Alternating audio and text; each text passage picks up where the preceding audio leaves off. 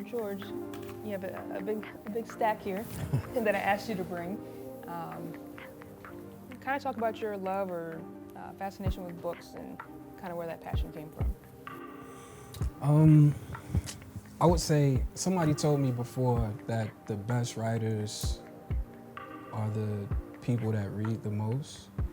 And so as a writer, I got to a point where I felt like as much as I love music, as much as I love to write poetry and that kind of stuff, I couldn't readily tell you like a list of James Baldwin books or something like that, or you know what I'm saying? Like I wasn't that guy that could pull a quote from my favorite book. And so I wanted to be a little bit more deliberate about, you know what I'm saying, taking the time to actually sit down, read, and like really like read to retain the information, you know what I mean? So once we opened the shop, like probably as soon as we opened, we also started the book club. And I just took that as an excuse to like make sure that I'm reading and taking time to actually do it in a way that it's not just in and out, you know what I mean?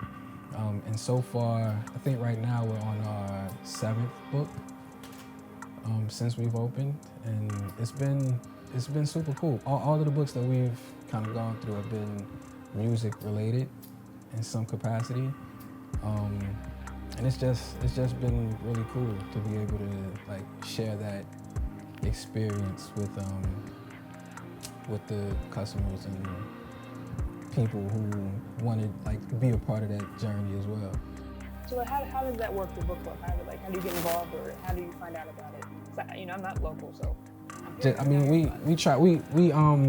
I'll admit I don't do as much on social media as I probably should, but I do it with the friend of mine who Erica, who had a bookstagram, I guess what they call it. She's an avid reader, but she reads super fast.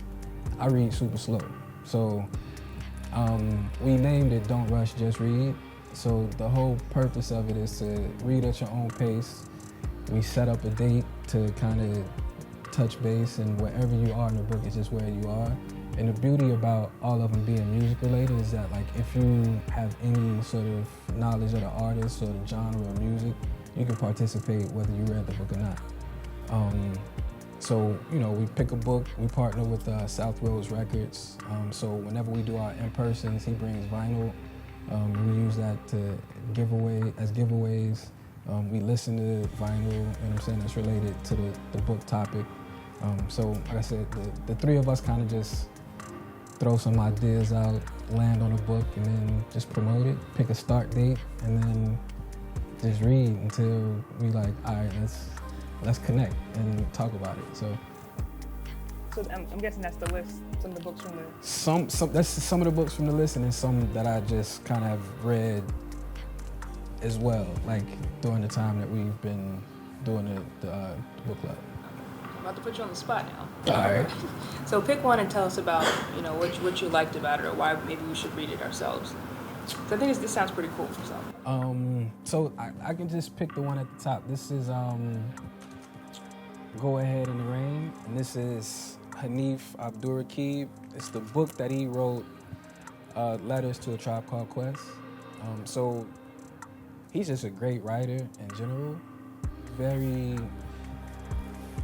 I want to say poetic, but still very like layman's, you know what I'm saying? It's easy to digest. But it literally is written like letters to the different members of a tribe called Quest.